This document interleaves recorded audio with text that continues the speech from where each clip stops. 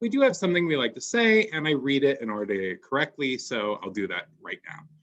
During these uncertain times that have moved us out of the physical Browning cinema and into a virtual one, our thoughts are with those battling the virus, battling isolation, battling precarity, and battling the fear inherent to this moment.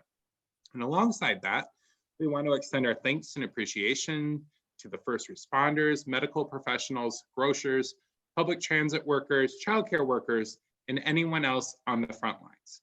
Zoom back camera is a small thing to offer, but we do hope these conversations about movies we love will buoy your day and continue the education, fellowship, and dialogue with which we bracket our films in the Browning cinema. And as we do in the Browning cinema, feel free to say hello in the comments and add any questions or comments along the way. I have the chat open, and we will do our best to address anything that you might have popped out for you when watching Grey Gardens. Now, to our guest, welcome back to Zoom Back Camera, Professor Dionne Bremyer. Hello, how are you? Good, how are you, Ricky? I am good as well, thanks. Tell us a little bit about yourself. Well, I am a professor at the University of West Georgia in Carrollton, Georgia. I'm a professor in the English department, doing primarily literature and creative writing, and I'm a writer myself. I have a book that I mentioned last time coming out in February that I'm really excited about called Quint. What book is that? What book is that again? And I do have some other news about a book, but it's not quite public yet. So I'll tease you all with that. That's a good teaser. We'll take it. Yeah. And thank you so much for choosing Grey Gardens. Between this and Soylent Green, you're really on the, you're working the drab colors. I feel like I'm clearly picking movies that are like where my psyche is at this particular moment. So it's all about inside and environmental disaster. Right. Do you have a strong first memory of seeing Grey Gardens? Does it bring back any particular moment in time? I don't. I was, in college, I think, when I saw it, and I don't actually even remember how I first heard about it. But I remember really liking it, and I think I must have rented it from my local video store, which oddly enough had it, and watched it and was just I fell in love with it. I was like, this is the best thing I've ever seen. So I hadn't at that point, I would say, I think I probably saw it maybe the first or second year of college. And I would say I had not seen a ton of documentaries at that point. And so even that as like a form was really new and exciting to me. Mm-hmm. And this is the moment, this is the moment right before documentaries go mainstream too. Right. Not to guess when you were in college, but so it wasn't like the market was flooded in the way we're seeing now with an RBG or a Fred Rogers doc. Right. So it was a different time. They were the kinds of things that only played at like art house cinemas, right? They weren't, they weren't going to be at the multiplex, whatever documentary was coming out at that time. I'm thinking, and this would have been probably a little bit before that, but something like Paris is Burning, right? I don't remember that playing, at the movie theater in the, town in North Florida where I went to high school. Like, that it wasn't showing there. So, I think that was something that I had to find my way to. Mm-hmm. And this is before reality TV has really its tentacles around our eyes too. And you're a fan of reality TV, no? Is that correct? Oh, deeply. It's like, it's maybe 90% of what I watch. Well, this is an interesting film in that its arc seems very different from what we get out of the standard reality TV show. How do you see the overall narrative structure before we get into the movie? or generally how it sits against reality TV that you're watching nowadays? Well, I feel like so I'm really deep into Real Housewives. I'm there for every city. I was going to say, which city? Like, which Follow city's number one? all the franchises. I have my favorites. New York is among my favorites.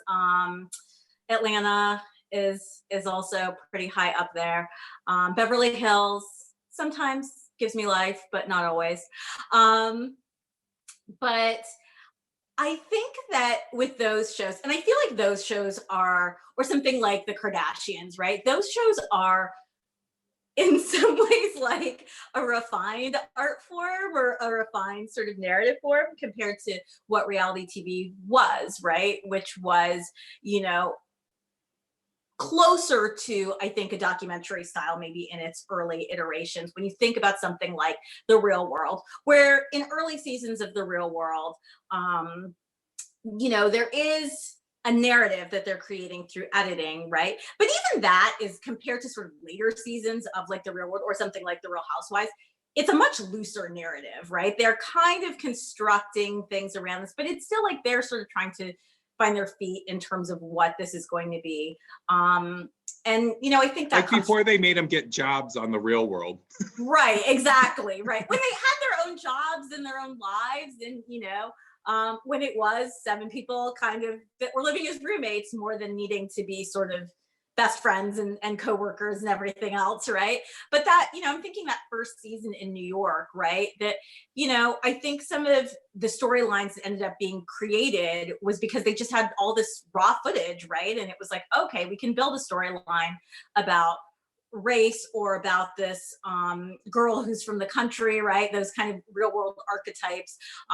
You know, Chuck Klosterman talks really well about those and Sex, Drugs, and Cocoa Puffs, about these sort of archetypes of the real world that are really kind of based on these characters who were there in the first season, right? And it's all sort of built on that. But even that, right, is pushing towards a narrative, right? There's a story there.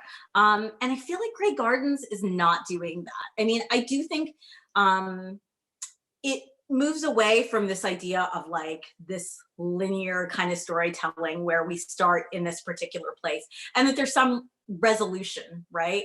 That when we get to the end, things have been resolved. The Beatles are in a better place. I mean, they're not. They're exactly where they were when we first saw them, you know, an hour and 20 minutes earlier.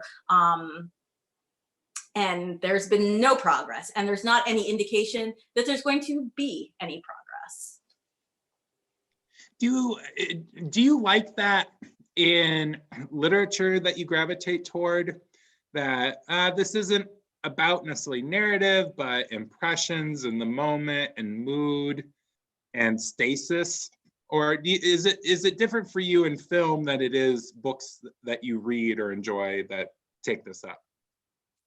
Oh, absolutely. I mean, I think that's maybe probably one of the reasons I like Grey Gardens is that I like stories where we kind of drop into somebody's life for a moment and I'm not necessarily needing a lot of plot to guide me along. You know, my students call those, oh, this is a story where nothing happened, right? I'm like, but something did happen, right? People lived a life and there was change, but it's not, you know, that momentous, like, you know, people died, the earth split open and somebody fell in the crevice and needed to be pulled out, right? I mean, it's much quieter. And I think I like that kind of storytelling. And there is story in Grey Gardens, right? But it's not plot narrative driven story with our sort of like classic Freytag's triangle, right? With the rising action, climax, falling action, right? It's not doing that. And I think that that's absolutely a kind of narrative that I'm drawn towards more than, you know, the need for something huge. Mm-hmm. Well, let's go ahead and hop into the movie. And we start with some establishing shots of the nice Hamptons, not to call Grey Gardens not the nice Hamptons, but Hamptons, you know, with full plumage. Have you ever been there? Have you had direct experience? I have never been to the Hamptons, but I have spent a lot of time on the East Coast. And I also spent a lot of time when I was younger in Georgetown in DC when I lived there. And I had a very eclectic, I guess is a word that I would use to describe them, group of friends there, many of who were very moneyed. One was actually related to Edith Kennedy. So he used to like go swimming at her house in Potomac on Saturdays. And so, it was this world that was like totally different, right? This kind of wealth where it was confusing to me, and they did not seem to live the same kind of life that I did, with the same rules or structure and I feel like there's something about that sort of like old money East Coast wealth that's like sort of a world unto itself. And I think a lot of people don't even know that that's a thing that exists, right? Unless you've sort of seen it up close and personal. It's wild. And the idea, there's this idea that, you control your destiny and your wealth and this and that. But the awareness at a young age that you can never be old money if you're not already old money. Right. is a funny reckoning. And it also makes you like dislike it. Like, I don't like them. I can't ever be in that club. Yeah. Mm-hmm. And I think conversely, people who have like grown up that way also like our lives are somewhat confusing to them. Like I think they don't really understand like what that looks like, right? I mean, I think they understand it in the abstract that there are people that are wealthy, but I don't think they understand it sort of in the practical. Mm-hmm. Yeah, and well, like we'll see in this movie, the same way you can never become old money, you can't never unbecome old money. Like, exactly. that capital will be with you until the day you die. Right. Which is, it's funny, right? Because it's not even just about money then. It's a state of mind. It's a way of being in the world, right? Which is a weird thing when we think about money, right? We think about it often as linked to like status or manners or class. And in some ways I feel like money's a mindset. Well, and this is something we were talking about this actually with like the Fabens and Waiting for Guffman. Like when I went to England to study, I saw like, oh, like their Kennedys have titles and it's just part of the system. And it all made a lot more sense. Right. It's just endowed and they acknowledge it and they pass it down and that's the way they work. Yeah. Right. Where here it's this nebulous thing as though like that carrot's dangled in front of you. Like if you work hard enough, you could be old money, I teach a class in American literature at my university where I teach all authors who were born outside of the US as American literature. And we talk about sort of that process of becoming American, but we read at the beginning of the semester that piece, Americans All by Werner Solers. And it's a great piece where there's this quote in it, and I'm going to butcher it terribly, but there's this idea, this sort of late 19th century theorist says, well, some of those Irish and Italians, if they work hard enough in a century or so, they'll become American too. And it's this great idea that like, if you keep at it, not only will you sort of not be a minority anymore, but you'll actually get to be an American. And I think that very much is sort of embedded into the fabric of American life. Mm-hmm. And here we have two people who are definitely like American, like they have crossed whatever that line is. Totally. To the fact that they can kind of boomerang back and not notice. It's so deeply like entrenched in them, they can't. Mm-hmm. And to get into kind of the world that they're in, so we get at the beginning info via a newspaper montage, and we learn important things. One, that they have direct ties to Jackie Bouvier Kennedy Onassis, and the other that I was going to call them the feds, that town services were brought in because their house was garbage ridden. And there's quotes actually from the Beals saying, oh, the inspection was a raid and not warranted, etc. But you get, and that things were fixed up. So Right. we're catching the Beals on a better moment than they were potentially. But that moment of this is a direct tie to Jackie O is a big part of it. It's oh gosh, now I'm forgetting. Roger Clinton, oh, here's someone related to your aristocracy who's not in that moment. Right. And that was part of the reason the filmmakers, or half of the filmmakers, the Maisels, were there to film them, is because of the connections, and then realized, oh, here's actually where the story is. And in that process, we meet Big Edie Bouvier Beale and her daughter, Little Edie. And there's a quote right off the bat from Little Edie saying, "It is difficult to keep the line between the past and the present." And especially when you're living in the past. Right, right. There's no line. They're blurred, right? I mean, so, intentionally, right? Intentionally. And there's no awareness of what's happening in the present. That the past is a better indicator for the future than the present is. It's the present is like, well, we're just kind of down on our luck in this moment, as opposed to this has been a sustained condition for a number of years, right? There's no sort of acknowledgement of that, which is odd, right? When you have 5-foot high cans of cat food in your empty cat food cans, you know, that your response is, well, it's just a bad time, right? Things are going to get better because that's who we are, you know.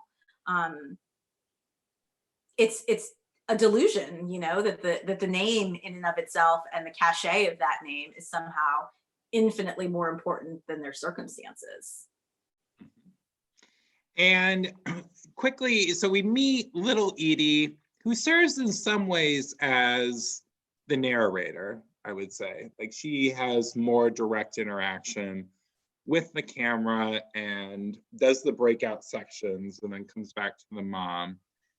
And she gives us a lay of the land, introduces us to the space, and we then meet the relationship between Big and Little Edie, which is, I mean, how do you characterize it or the charm of it, either or? So as someone that has a mother, this is like, I imagine, like most people's version of hell, to be stuck in a small room with your mother for the end of time. And it's like you're going to be a teenager forever, right? She's going to pick at you for like the same 6 things forever, for the rest of your life, until you're, you know. And so, you know, that dynamic is fascinating to me, right? Because I think mother-daughter relationships, in any circumstance, are complicated and complex, right?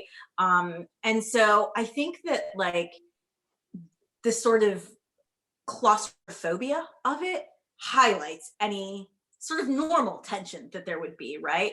But amplifies other things, right? That they are less like mother-daughter than almost spouses in a way, right? Where there's such deep intimacy, more intimacy than you would normally have with your mother because of their living situation, right? So that they have to be, you know, totally connected to each other. It rotates at times. It feels spousal. It feels, well, mother-daughter, like parent-child. It feels like they're roommates. Yeah. There's, in part because of the living together, the way the room is constructed, it makes that space very cohabitational. in a way that you just don't tend to see a lot of relationships happening, particularly when the house itself seems, pretty sprawling. So, have you seen the house updated? Have you gone down that rabbit hole of tours and pictures? Gorgeous. It's a gorgeous house. I mean, that's kind of the sort of real sad thing about it, right? It is absolute gorgeous house. And I read it, so it was 28 rooms. So of the 28 rooms, they're living in one room, which is, I mean, that's intense. And it is. It's just an absolutely stunning house. And I saw pictures of it from even before they owned it. I mean, it's this sort of gorgeous, gorgeous, classic Hamptons house, and it's beautiful now that it's been restored. I'm not sure if you read that great anecdote. Little Edie sold it right to Ben Bradley, and she, in the process of selling it, says to them, "It just needs a coat of paint." Which is perfect, right? I mean, it needs a bulldozer and a flamethrower, but a coat of paint is like the last thing it needs. I did like that they put in there in the whatever the covenant that they couldn't raise it, that they had to fix it up, which is nice. But yeah, that coat of paint quote is great because I just imagine like the snap our fingers Disney and a bunch of raccoons running out with paintbrushes. Yeah. It's the Cinderella, like, ooh, and now Grey Gardens is beautiful again. I mean, I read that and I was like, I wonder if she was like joking or if she just really believed, if she just, I don't know that they saw it. That is the question that haunts this movie. Were they joking? Did they not see it? Or is it somewhere in between, right? Yeah, I mean, it's, in some ways it could be genius because you are then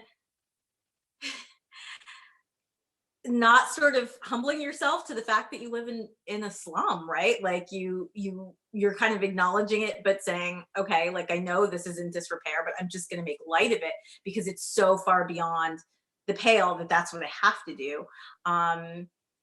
Or it's just, again, this like, that they really do see it as this beautiful, great house that just needs a tiny bit of work. Mm-hmm. It's part of the optimism, and also what keeps them stuck too. Like if I think that my broken down car just needs a new battery, like, I'm never going to fix it. I mean, it's so unrealistic. I'm never going to get to it. Right. So if you're thinking, oh, it's just a coat of paint, like it's a way of keeping the project from never happening that couldn't happen because of financial woes or whatever. Do you think that's sort of uniquely American too? Because I'm thinking like of your comparison with England, right? Like in stately homes in England, there's no way people can afford to keep those up. And so they have house tours, right? There's no misconception that like I could make this or afford to make this what it should be and wouldn't have been able to by any stretch of the imagination. And so like, people can come see my house. And I feel like that's like a very common thing in England for people with stately homes to have tourists tromping through there. And there's also, I mean, there's, in English literature, the kind of the down on her luck dowager is a character who comes up repeatedly. And so it's something with which, I mean, the empires rise and fall at a familial level too. So I think it's something that is less an issue now just because of the huge amount of capital that is in the land that's on them and they're able to fix them up. But yeah, throughout time, there have been many Grey Gardens, right? Right. Well, if you go, I lived in Rhode Island for a long time. You go to Newport, right? I mean, every house could be a Grey Gardens had somebody sort of not turned it into a museum, you know? I mean, it's sort of that combination of people who have held on to private homes, and then, you know, those that absolutely couldn't, right? You know, nobody's going to live in the breakers. Like it would be ridiculous to do that. Mhm. That's that's interesting too, what you're saying about, you know, that they live in a slum, because they're not only do they have the sheen of their past privilege, but they're also able to say, I live in the Hamptons, as Right. opposed to I live in the breakers. Right. Or if I have a broken down mansion in South Bend, God bless you, I can't say, well, I'm in South Bend, so it can't be Right. bad. Right. No shade, no shade. No. So that you know, they do, and that's the like the American privilege thing is like, I drop privilege wherever you can find it, and Yeah. you put that perfume on your stinky cat Yeah. sweater, and that's all you smell. So Yeah. And that's it. I mean, it's so obvious. I'm jumping ahead a little bit, I know, but when she oh, sort go of for it wherever. she hauls out all these portraits, and you know they're sort of strewn in this moldering house, and you are like, and she's like, you know, look at mother's, you know, that's a French girl, there's a French and I'm like, mother's behind you with like a towel wrapped around her, because you know there's no air or heat, you know. I mean, that to me like just reflected the level between like the reality of where they lived in, and like the fact that she's sort of holding up these portraits of to indicate sort of the lineage, right, and the grand family that they come from. Hmm. And that, on the kind of the grand family and the world that they're from, this was, you know, something that's noted in it is that the men around them are not supporting them, right? And Edie has, sorry, I am hopping around a little bit with chronology, but there's this quote about that little Edie says that the hallmark of aristocracy is responsibility, and that inferring that people who have money aren't being responsible in giving them privatized welfare, right? Keeping them Right. at that level. How do you feel about that? That how it hits what should be required of men looking out for women, or just generally families looking out for one another? Yeah.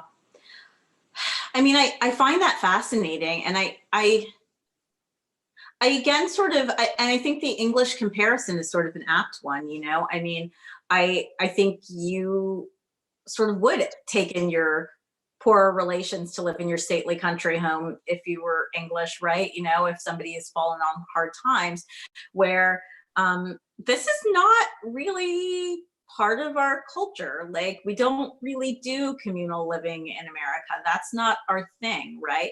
And it's great, this idea, right, that Jackie Kennedy and Lee Radziwill give them the money to fix up the house, but like, why don't they take them to live with? I mean, you know, Jackie Kennedy's married to one of the richest men in the world at that point, that she couldn't, like, you know, find a little house somewhere. Like, I mean, but there's no, it's like, no, you need to stay sort of in your place, right? And I'll sort of throw money at the problem, but like, you're not coming to live with me, you and all your feral cats, right? And so that's sort of an odd thing. But then the sort of expectation that they have, and I get that sense from them throughout the film, like they have been deeply let down by this world in which they thought men were supposed to take care of them. And they seem sort of like confused by that. Like, they're like, what happened? You know, we did everything we were supposed to do. Why has the world sort of not taken care of us?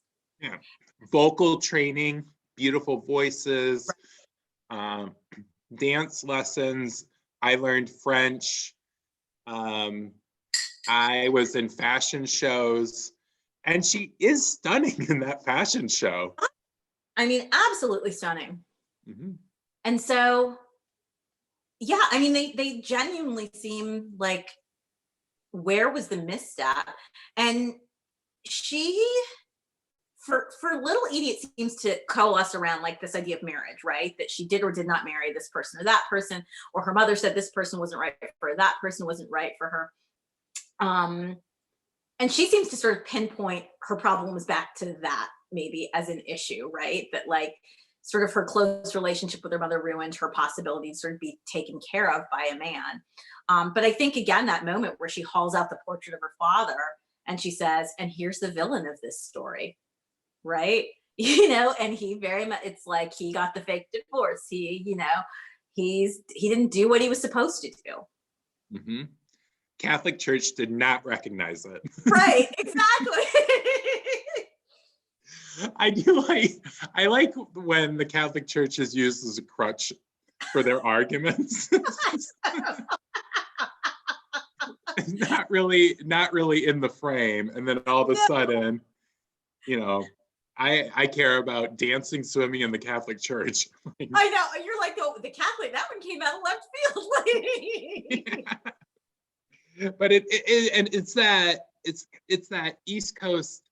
I'm Episcopalian, I'm Catholic, I'm Method. Like, oh, this is like, this is a house in which I am, but it's not really like living by that. But No. I'll cherry pick cultural artifacts from it when need be. Right, exactly. You know, the Mexican divorce is fake because it's not recognized by the church. And yet it's still a divorce. Yeah, it's recognized by everyone else. And beyond that, he's not living with you. I know. And the relation, let's get into the bedroom a little bit, because we talked about that, the tight quarters. And there is so much going on in that bedroom on Big Edie's bed. There's hot plates, there's cats peeing behind portraits, there's portraits not hung. It's and knowing that things were cleaned up for this. Yeah. Did you watch the show Hoarders? Is this like a proto Hoarders episode? Is that part of the fun for it, do you think? Or how do you read their space in our reading of it?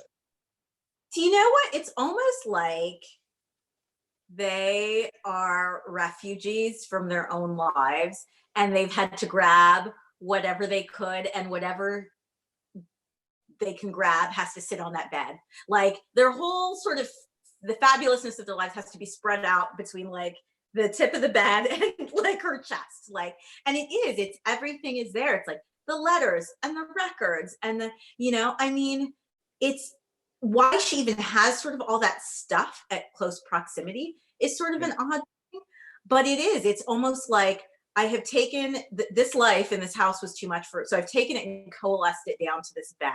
This is a manageable amount of life that I can deal with. So this will hold the things I feel like are good and positive, and they're all on the bed, right? And then everything else doesn't matter. Like, mm-hmm.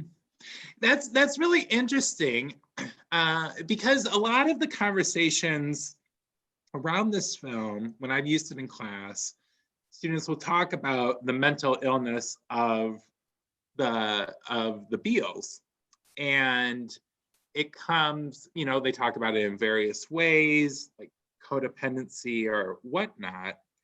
And I always think it's really interesting that they even have that insight, that they say these people are suffering from mental illness, when we watch lots of other reality and documentary and we don't diagnose people. And it's interesting that I do think it's reliant on the space, and the wealth and the delusion that's clear in that. But what I haven't heard someone say until you're talking about refugees is, oh, this is like a post-trauma life. yeah. Like they are clinging and setting up barriers and very much in the way you see people who are escaping trauma a hole in and keep their ground and force field it in a way, as Right, opposed to go out and engage. right. It is. So it's like affluenza PTSD. Yeah, it's the combo. which is an amazing combo. And that's, I mean, it's a Sunset Boulevard, it's a Norma Desmond, and Totally. but it's to see it so acutely and is, I think, a huge part of the pleasure, right? Because they can't like, I mean, it's kind of like we were saying earlier, right? They can't move beyond the past. And it's not even just the not being able to move beyond the past, like the stuff of the past needs to be close to them, right? Again, they're in this gigantic house. Why are they not living in the other rooms? Why is some of this stuff not in the portraits and the other things? Why are those not in the other? I mean, it's never really sort of discussed why everything is in this small, very cramped space, you know? Um, and it's an odd, yeah, they're like talismans of like this life, like if they sort of look at this stuff of the better times enough, it'll sort of it it'll bring about those good times again. And we also, I mean, one infers from the way that they are interacting with the Maisels that this is their daily ritual. But we also don't know how often they do pull out the photographs, how often they play the records. It Yeah, seems like it's pretty common. I mean, yeah.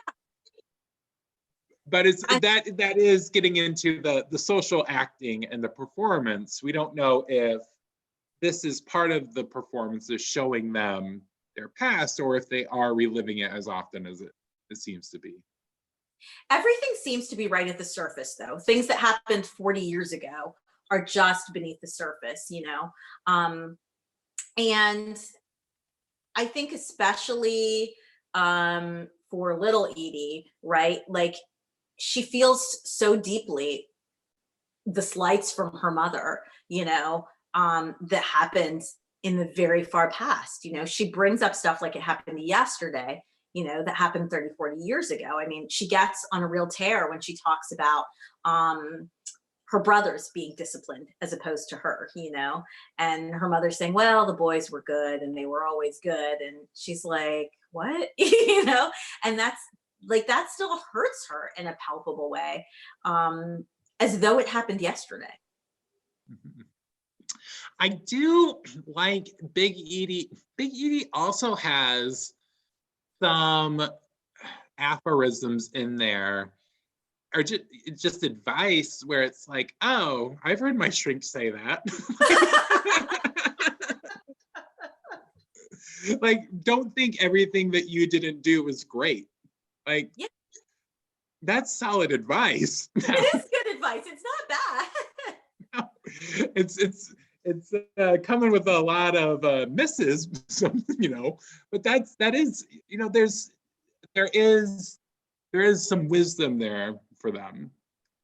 With that, I'm curious, just how they're living and interacting in that room. Who would you rather have as a first year college roommate, Big or Little Edie? Big Edie. I think Yeah. she's the most, you know what? I think she's the more reasonable of the two. I mean, I think that she in some ways sees their situation rather clearly. Um, and I think, you know, she's kind of, eh, I think she has this almost like old wasp gentility about her sort of her poverty, you know. I mean, I think that scene where she's talking about how she had the perfect marriage and the perfect life and she's living in again a room that is squalid, right? I think she actually sees that, you know, and I feel like that line is, I never threw anything at Mr. Beale, not ever. Like, I mean, I think really what she's saying in sort of like her beautiful wasp way is like, I threw things at Mr. Beale all the time and I couldn't stand him. Like, you know, I mean, I think it is. It's, you know, it's one of those sort of New England moneyed things where it's like, I'm going to say this thing and you know that is not what I mean. I also like when the cat is peeing behind her portrait and she says, at least someone's having a good time or something to that effect. I was like, oh, my first year of college, I needed someone who was going to give me that kind of loose leash. I know, right? Like that very clear, direct advice. Like she sees the world in a way that I think, like, I don't know, little Edie doesn't. And it's funny, right? Because they both had very like moneyed upbringings and childhoods. And I don't know, maybe she's just been out in the world a little bit more than little Edie has. And so, little Edie's like spent, most of her life in that sort of crumbling house. Yeah. And, Big Edie might also, likes the fact, at some point she says, if you left, I'd be all alone. Yeah. This is part of the codependence. She is able to get someone who's mobile and get things and do things, and she calls out to her. And so the old school privilege from which she comes, like little Edie does fill that, and she's going to need an audience in the same way little Edie needs one. So, absolutely. When it comes to the space, we did the bedroom, doing the house tour. Another one would be the attic, where we see little Edie giving the raccoons Wonder Bread, and she starts to become she starts to become scared of theft, that people are moving books. And there is this plot line also, or it's in the air, that there's ghosts. Right. But it's also laid at the feet of people who are serving them. Right. And working for them. So I've never had a great definition of Gothic literature, having never taken like lit theory or a Gothic class, but this seems to me like pretty darn close. Like, yeah. Is it lining up with how you see how those worlds are built in books? Oh, absolutely. I think with a lot of Gothic literature, it's the darkness of the soul, right? It's the interior of the people that make it Gothic, maybe even more than the setting, right? And in some ways, Grey Gardens is like perfect to think about in that way, right? Because it's these two people who are deeply and fundamentally broken inside, right? And the house is just a manifestation of that, right? The house in many ways is just such an indication of these two people and where they are and what's going on with them sort of interpersonally, much more than they are sort of as they paint themselves, kind of people around whom the house is falling down around them, right? I think that they like, it's symbiotic, like they are the house is them. And I think that's what's great about the pathology of little Edie, is that she insists, all I want to do is leave the house. I want to be free. I love people and the city. And at the same time, she's absolutely paralyzed. That scene you're talking about, she says at the end, and this is why you don't leave the house, and it's a prison of her own making. She casts her mother in the role of jailer, but she's jailed herself. Mm-hmm. Yeah, very much so. And thinking of jail, there's a scene right after that when they have groceries delivered. Oh God. And it made me like, there are various moments where I was like, oh, like every movie in this series, I'm like, oh, here's a Corona movie. But how did did anything else pop out to you in terms of like stir craziness, or how people relate when being around one another, or anything else, or on those themes? Yeah, I think that's honestly, like, to me, sort of why this maybe appeals to me as like a Corona movie in some ways, is not just the closeness and the sort of confinedness of the movie, but as we're like seeing people shut in all over the world, right? I do see like Americans sort of distinctly complaining about this like idea of being shut in sort of most vociferously, right? Like, you know, a lot of other places have had shelter in place, lockdowns, you know, and either through culture or government systems, right, have handled those different ways.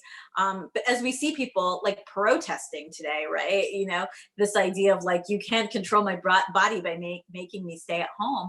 There's something so like American about like feeling like that we have the right to move around places. And I think that even just the concept of personal space in the way that we think about it as American, you know, is very unique, right? You know, you think about like a single family home, there's a bedroom allotted for each child, you know. That's not the norm everywhere else in the world, certainly, right? Every child does not get their own bedroom, like, you know, but we decide that like you should have your own personal space that is in and of yours to yourself, you know. And I think that is such a fundamentally American concept, and I think that's maybe another reason why this movie is kind of chilling, is that it really upends like some of those things that we feel like are fundamental to like our cultural identity. The space, right? A, that you have the space and you're not using it, right? That you live in a 28 room house and you're using one room, right? And the idea that sort of money is not an insulating factor, nor is class, nor is family, nor is race an insulating factor from having your life completely financially decimated, right? That, you know, those, all of these things are possible. And I think in some ways, like it hits at those sort of cultural hotspots for us in a way that like actually makes this really chilling and gothic. Mhm. What do you think about the major domo, the marble faun himself, Jerry? On, oh, poor Oh. Jerry. Which Hawthorne? Do they say it's a Hawthorne? It's from a Hawthorne novel. Is that right? I don't know the marble faun, but he's an interesting character, isn't he? I mean, he seems not bothered by them, and I'm not entirely sure why. I think he might be the green faun too.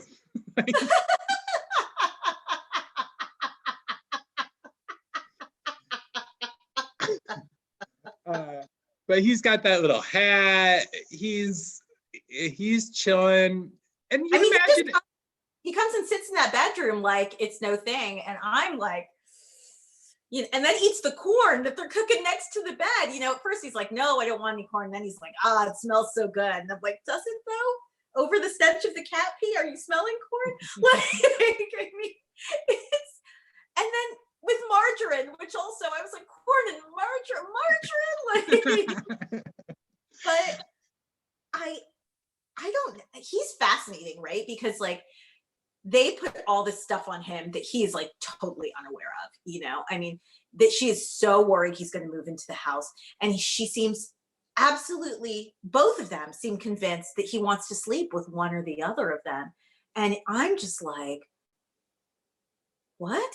You know, he's what, maybe 17 or 18-year-old kid, and you know, little lady's what, 60, big lady's 80. I mean, not that women of that age are not still good to go, but that the 17-year-old boy is kind of after you is just, I, I mean, sort of indicative of that delusion. and he's not sending. I mean, we don't see those signals. Perhaps there were, but I mean, it's not like. Although I'll put the. I mean, like he is lying on her bed. I mean, I can understand if you are someone who is actively looking for signs that you could Sure. see some behavior as that. But he's also being paid, so like, He's like a nice kid who is less judgmental than I would expect a kid his age to be. But like, yeah, I mean, but that's, I guess, part of like, maybe that's sort of the interesting like paradox in this film, that they both create these narratives in a film in which there is no sort of linear or chronological narrative, that they are creating these imagined narratives of things. And maybe that's why the Maisels didn't need to create any, like they have storylines that are happening regardless of what is actually happening. Yeah. Often past storylines too. Yeah. Which is a great, I mean, if you're looking for escapism, living those alternate histories, playing out the hypotheticals, walking down paths not taken, like that's a way to fill your day. And especially for people who have trauma, it's a way to revisit it safely. Yeah. But in a way that could really drive you mad. I mean, really being in that house sort of, that's what's amazing, right? I mean, you imagine that none of the conversations that they're having, that it's the first time, right? The conversations about who she should have married or the suitor her mother turned away, you know, that moment where she gets hysterical about, you know, the guy who was 37 when she was 57 and who agreed to marry her. And I mean, I imagine that is not the first iteration of that conversation. And she gets so hysterically upset. Little Edie does. And it's jarring almost that, you know, it's as though it happened yesterday, that she is so very ripped apart by that. Mm-hmm. And I mean, the arguments to me also feel like they have been argued multiple times in court. Like the parries, the retorts all seem very ready. Yes. The record seems pretty fresh, like they know the ages, they know like the mistakes they're making. And so I feel like in that regard, the past is almost like the songs that they sing. It's just this way of bringing them up in 5-minute interludes. This is a record that I play and then put away, and I do it regularly. And I mean, I feel like she's like almost torturing her mother with Tea for Two, right? When she puts that record on and she starts in on her about Gould, right? And I'm like, ooh, something happened between Big Edie and Gould, and like she's being very coy, and I can almost see her like shooting daggers, like, don't you dare say anything about this, you know, don't you dare. And she kind of looks at her pointedly like, oh, won't I? Like, keep pushing me, I will say something, you know.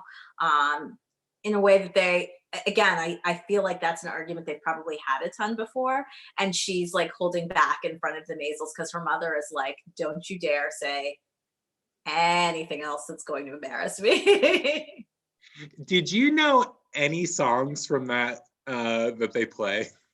I did not. I've never heard of any, and I don't know. I mean, it's so hard to tell, right? Because there's this idea, right, of Big Edie as this talent, right? That she had this, and I know it's hard for me to quantify because it's such a different style of singing that I'm used to. That I'm like, oh, and then I don't know. I mean, I guess it's a good voice. It's so, I don't know. It's such an odd voice. It's very expressive. Yeah. And in that regard, I feel like it fits kind of the Broadway, or even if you wanted to entertain people in the salon. I mean, it's performative. And when she's sitting there singing, I can't remember which song it is, Big Edie, I'm impressed. Like it sounds like she has volume, and so she seems playful about it. Yeah. I thought her voice would be worse. I thought it would be full on like Florence Jenkins or whatever. But she seems to have some tone to her, but yeah, little Edie less so. She's a dancer. Yeah. Oof. And it's hard, you know, because they both, I mean, you look at the pictures that are in the film and they just are both stunning, right? Just really striking, beautiful women. And you know, it's sad, right? Because I almost feel like, yes, it's about money in some way, but I almost feel like there's something in this movie that's like not being said. Like there's something between them that sort of precipitated this particular chain of events. And I don't think that the Maisels knew what it was. I don't think the film knows what it was, but there's something sort of between them that's unsaid. And I feel like it's something major, and I don't quite know what it is, you know, and I don't know that we're meant to know, but that something has happened. Yeah, and that's the like I said before, I've never like I always hate saying gothic because I think I'm going to say it wrong, but that like something's lurking or lurked, and you may not know about it, but it rests heavy on the space. Yeah, absolutely. Um, we mentioned that Little Edie is not necessarily the best singer. However, she is a pretty good soft shoer. And we get one of her, I would say the most iconic scenes is her dancing to a Virginia Military Institute record. I guess I know that song, but none of the other ones. And before she does it, she has that great quote: "She sees me as a baby, I see me as a little girl." They being the filmmakers or the photographers, which is a great way they see them, as a woman. And in New York City, I'm a woman. And then we get the VMI record with Stars and Stripes Forever.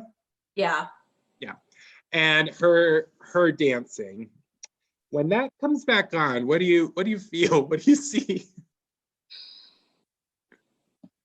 It's like it's funny and it's sad and it's God, it's like you feel everything in that moment for her as a person, right? Because you see what would have made her so alluring as a young woman. Like she clearly is funny and vivacious and like charming, right? And you see this glimpse of that, right? But then it's within this other shell that like is broken and damaged and beaten down. And so it is this, you almost get this glimpse of this like life that could have been, right?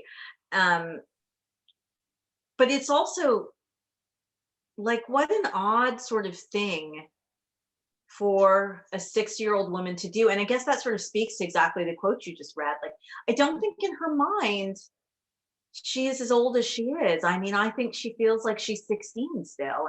And of course she is, because she's living in a limbo where she kind of is, right? I mean, in the house with her mother, who sort of chastises her and pokes at her, like you would, what's that line early on? She says, mother wanted me to put on a kimono, and we had a terrible row about it, and it's this idea like, well, no, you don't fight with your mother about clothing once you're that age, right? I mean, or you shouldn't be. But it's like having the same sort of conflict and argument on an endless loop. Mm-hmm. Is that the scene also where she says repeatedly, like, David, where were you all of my life? Where were you all of my life? Yeah. And she is someone who has wanted to be the star, and thinking about things that are probably happening here. She has a mother who I think also was very comfortable in the limelight. Yeah. And you see that how much she enjoys that space and that freedom. And it's just that's energy you just wish she got out much younger in life. Oh, absolutely. I mean, I guess that's what's sort of weird and interesting, is that like, and that's where the relationship is sort of infinitely complicated as a mother-daughter dynamic, right?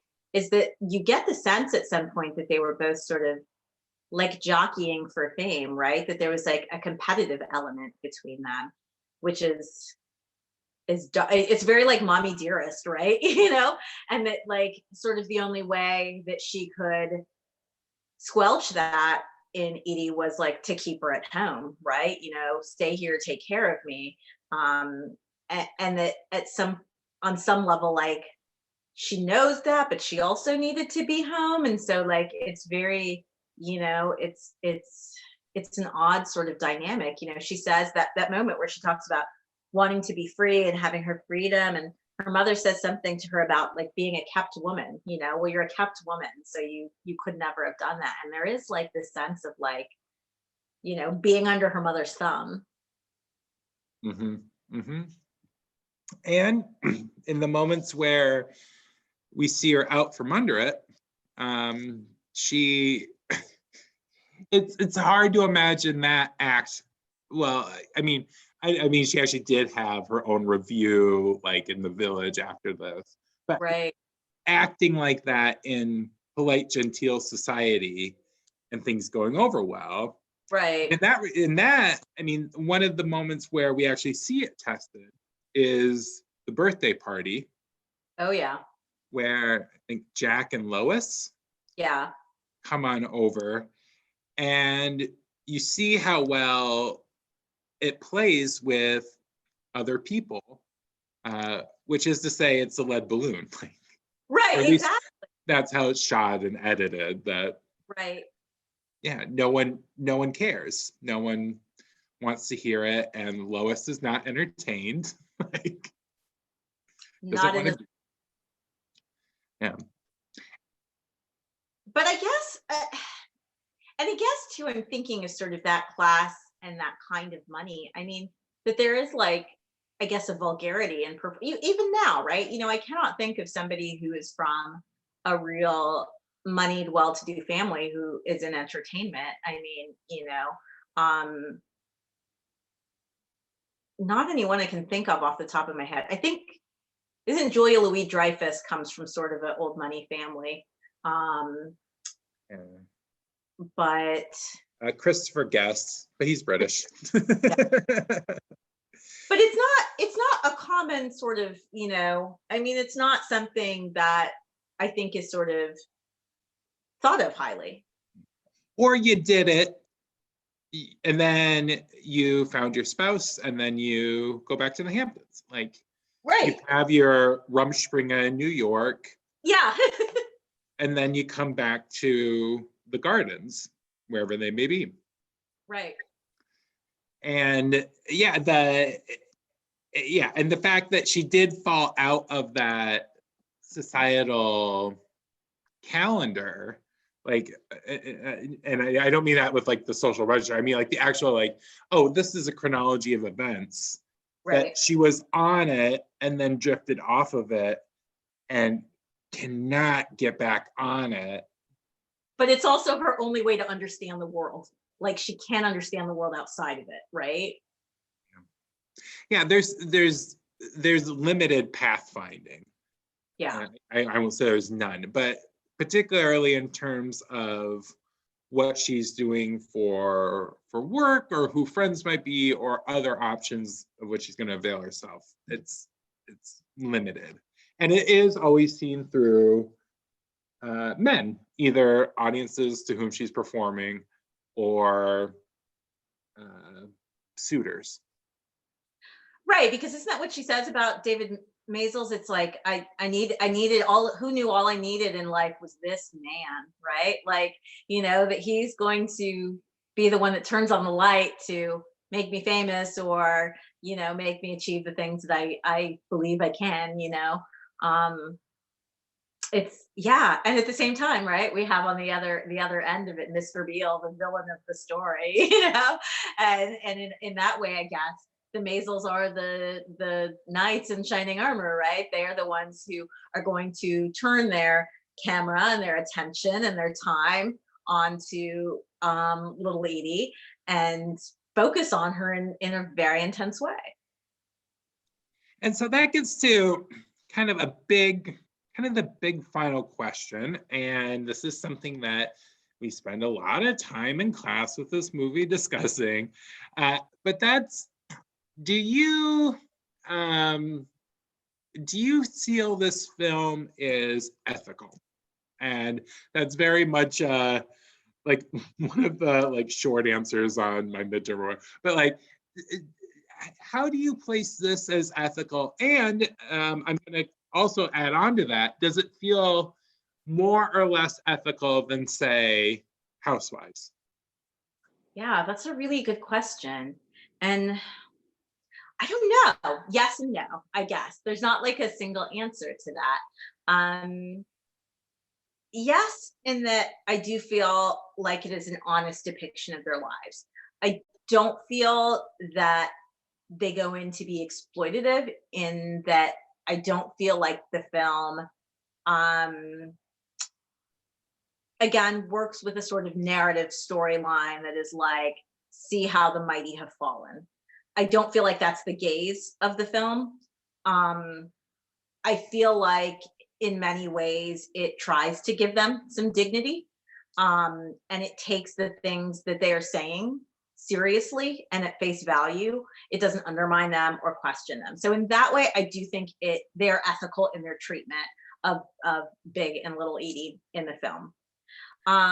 Where it's problematic ethically is that I don't necessarily know that they were fully aware of what they were getting into. And I don't know that they saw their lives for what it was. You know, and I imagine that could have been very difficult to pull back, the lens of that when the film was done, and sort of really take the film and think about it critically. I mean, I guess the happy ending is that there were no sort of ill consequences for either of them. Big Edie died, but she was elderly. Um, and little Edie had a full life after that. Like you said, she had a show in the village. She traveled. She, you know, lived quite a long time.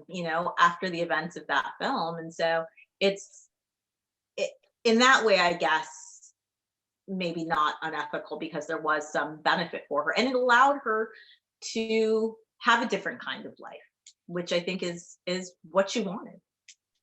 Mm-hmm. And as even when this is like the public defender in me, even when I have a lot of issues with documentary film, and particularly when it's coming from my the theoretical, I'm like, oof, I walk a pretty tight line. But I do always think, how much, what's the ruthless version of this? Yeah. What could they have done? And the thing is, we've seen those movies where people have their noses rubbed in it, Right. during the film, so that we watch that and see that. And this isn't doing that. And I think that it's not aiding or prolonging delusions in a way either. It's Yeah. not propping up things that needed to end. No. It's sitting next to them for a while. So. Well, why do you think it's so resonant? I mean, why do you think it has such lasting cachet? Well, I think about this a lot in the queer community, particularly, and here's another question where I'm like, oh, what's the ethical reading of the film? Right. Because I think the tradition within the queer community of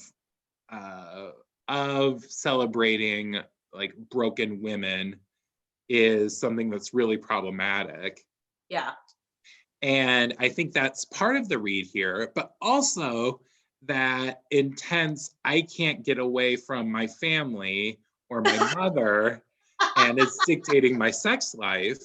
Yes. Like that apron string that is, yeah, or the closet door is something that I think that has held a lot of attention in various forms. And so it plays into two tropes that are pretty active, at least within the queer community. And so I think those are big reads. And the broken fantasy, right? The idea that I will have this palace, or I will have that moment, but I won't be able to maintain it, is something that you find in in various, well, either like queer generated or things that are read as camp and, you know, Right. collect people around them.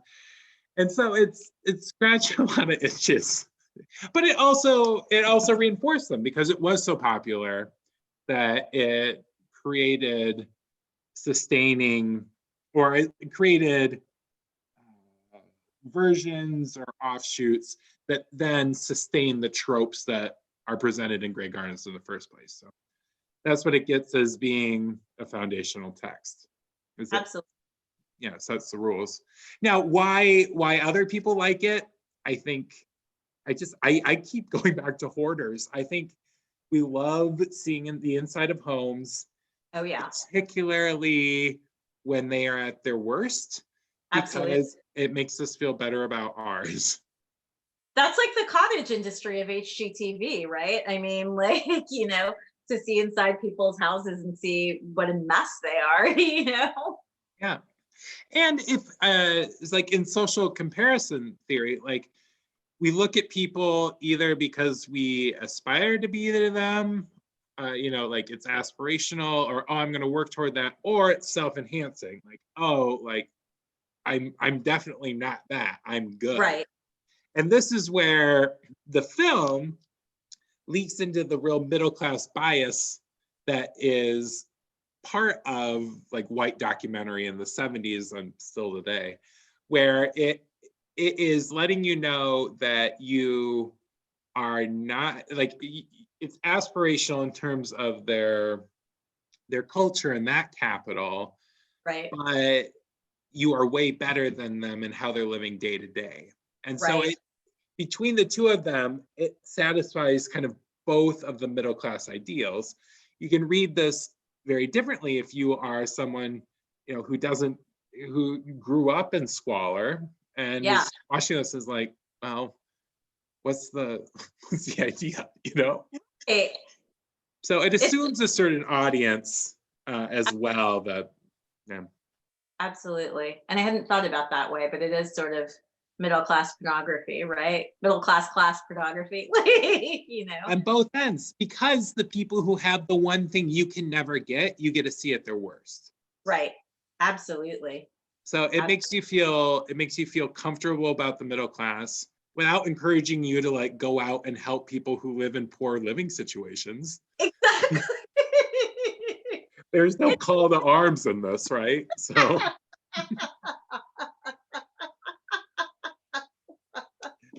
do you see it now, you know, a handful of years after first seeing it? Does it read differently to you? Last question on it. I think where it reads differently to me is that I see the at the center of this movie much more than I think I did before. I think I in my initial read of it, it was much more about what you're saying, the squalor of the house and the living conditions.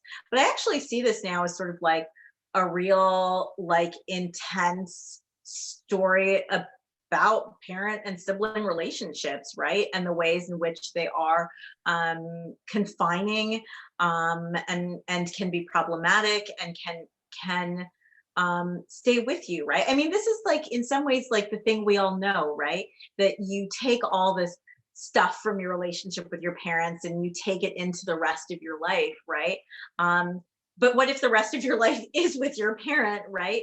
That then it becomes it's this sort of ramping up of like, you know, all of the things that were potentially problematic in childhood, and in some ways, you know, we could argue about whether or not little Edie is mentally ill, right? But how can we even know? Because she hasn't had the chance to do the thing that we're supposed to do, to grow up and away and do her own thing and be her own person. That she's always, I mean, her name is Little Edie, right? She doesn't even have a name that is her own. There's no sense of self, no sense of identity. I mean, the thing that's supposed to happen when you're a very small child. I mean, she's so intertwined with her mother, and that relationship to me seems so much more engaging and even the squalor of the house, that like these two women are living this like really sad sort of symbiotic relationship. And that is the other, I'm going to now answer my own question because you brought something to my mind. Something that I didn't really think about back in the day as often, but now like really speaks to me is I worry a lot about college students not getting the blank slate, restart my life, reinvent myself, or generally people aren't allowed to get out of the nest.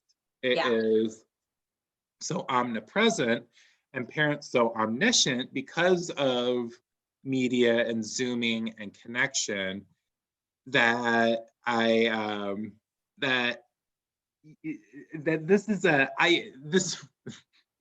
this would not be the way I go about it. But I do think this would be a good movie to show first year students. Like, oh, totally. You got to get out. You could say to me, I talk to my mother 4 or 5 times a day, and I'm like, but that's a lot. Like, how are you building your own sense of self and your own identity, and even if it's not in college, it's got to be somewhere, right? That there has to be some capacity for, creating the sense of self, and so I think that, I don't think it would be a bad film to show first year students. I think that that's or their parents. Or their parents. Yeah, totally. Like, maybe everyone just needs to take a little, this is what happens when you're too close, right? And so I think that, I feel like that it's timely in that way, right? Because even if we're not in the same bedroom together, like, we're so connected, right? That, you can talk to your mother 5 times a day, I couldn't do that when I was in college, there was no way, right? Like, and so because I couldn't be in contact in that way, right? There was that chance to figure out who you were going to be on your own, and you had the space to do that, and there wasn't judgment about doing that, right? And that was a pretty sort of normal and natural part of growing up, right? And I guess in some ways, I don't know. You see that with little Edie. She says, without saying, many times in this film that she wishes her mother would die because that's the only way she's going to be able to leave Grey Gardens, Mm-hmm. Yeah, we hope you make it till 80 when she's 79. Yeah, she's like. Okay. Well, thank you so much for chatting Grey Gardens. It is I wore my little Edie scarf. I felt like this is like the non shut-in Hamptons look. One last question on that. What's your favorite fashion in the movie? Costumes. Okay. So there's lots of good bathing suits, right? Mm-hmm. And I'm about that, like the all-day bathing suit in the summer. I feel like that's a look we should all go with. But I love the, and I think I don't even think I noticed it until I watched it this time. The one where she talks about this being like the best costume for today, and she's got the pantyhose and the skirt on, and it's got safety. The first scene. Yes. The skirt's on upside down, which I never noticed. I don't know why, but when I was watching it again last night, it was like, oh, wait, that's the waistband. Like, I just thought it was a skirt safety pin together, but then I realized she's the skirt kind of on backwards and then safety pin, and it's upside down. So I don't know. I love that look.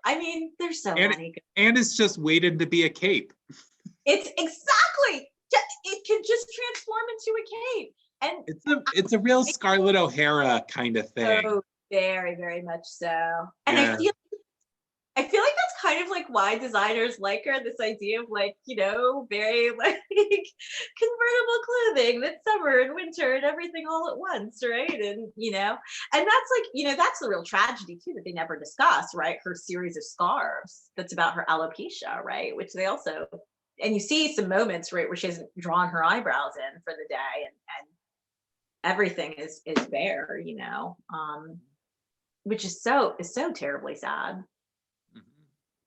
And gets to, again, these seen or unseen or not acknowledged things that would dent her self-confidence. Right. That is a huge one. Absolutely. Yeah. Well, on that note, Alopecia note. yeah. Hey, as you do here on Zoom back camera, were you aware that Proust had a younger sister named Becky? You knew this. Yeah.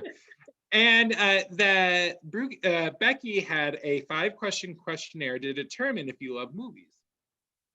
It was also translated into other languages, as most social science, whatever, questionnaires or whatnot, scales are, and then translated it back. And every once in a while, there's some differences in the translation back. Do you mind taking one of the other ones? We're trying to gauge whether or not it is also scientifically valid. I would love to. Great. Glasses. So what was the last R-rated movie you saw? Marriage Story, and I wish I could unsee it. Oh, that's tight quarters too. No, thumbs down? No. Huge thumbs down. Dialogue, quarantine, or would you see it in quarantine? No, I saw it before quarantine, Okay. but I just didn't like it. I thought that the fighting seemed really overdone. I felt like I Over don't know. and underwritten, Yeah. like in a weird way. I mean, so I feel like the gold standard for me of marriage movie fights is Closer.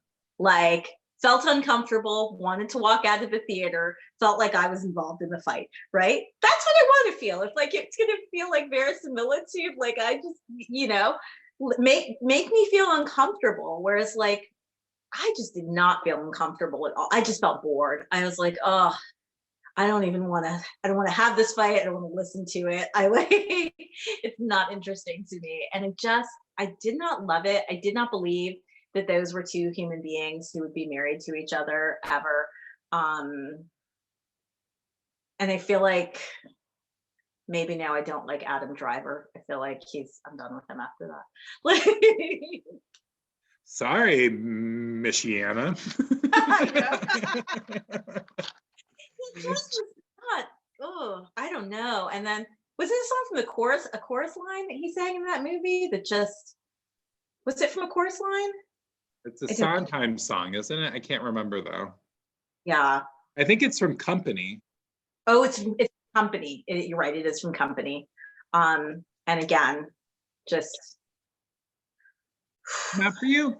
not sorry. So, what movie would you sell at Picker's Paradise for $2, knowing that someone would be compelled to buy it? So this is like a bad movie, and like this was my parents basically used to put us in front of the TV sometimes when we were young, and there was like 2 movies we had on VHS that we just watched a million times over and over again. And one was Baby Boom, which I have also been like thinking a lot about in my quarantined life and feeling like super empathetic of those scenes of her in the country, like miserable, making baby food. But like, I actually feel like it is both a good feminist message and a really problematic one simultaneously. Like, she gets punished for working too hard outside of the home, but then she gets her redemption and gets to work outside of the home with a successful, or work at home, right? She gets to work from home. She's like the first person who's telecommuting. Yeah, I think someone would buy that. Highly recommends. Okay. What is the worst movie to watch on a second date? Really, really botched that translation.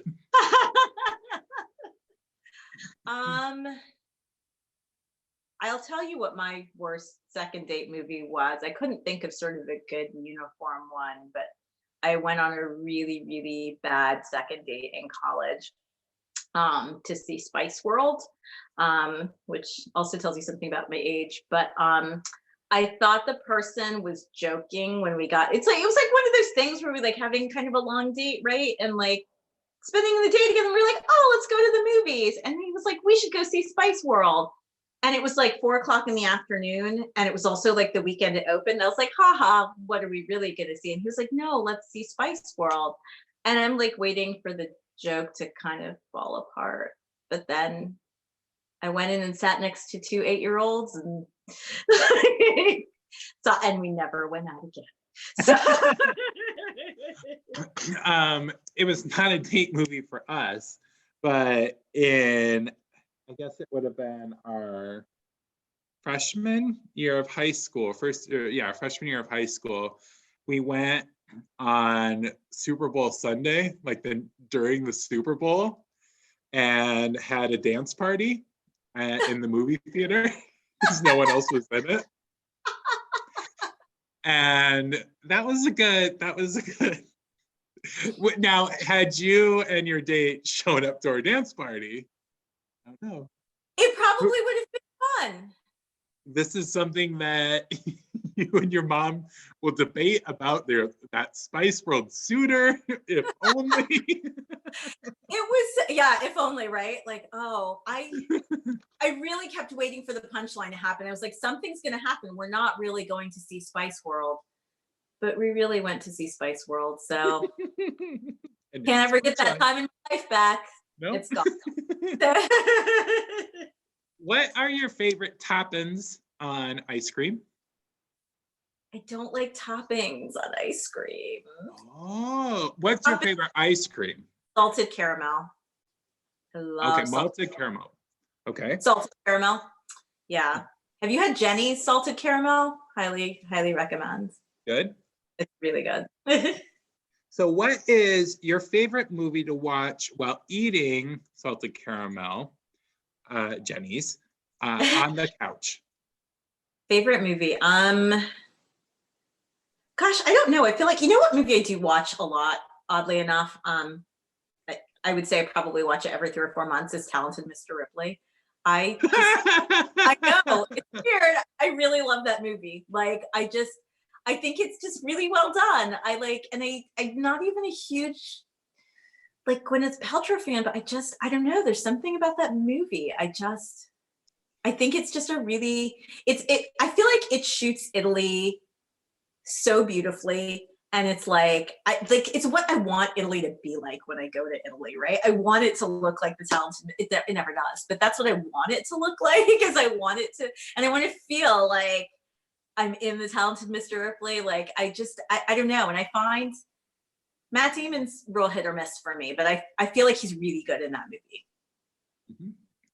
And well, it's funny, when we were talking about American Aristocracy, I was gonna say, that, there's Ripley that shows like the attempt into that ascension and the impossibility of it. So the possibility of it, right? And also Kate Blanchett, who was like an extra pulled from Auntie Mame in that movie, which just cracks me up. Like, she's great. She's great. Okay, lastly, you are 10 years old and receive a screener from the future. What film makes you laugh the most? You are 10 years old. When I guess, I don't know with that question. Is it like what would have made me laugh when I was 10, or what I think is funny now? Because those are maybe different.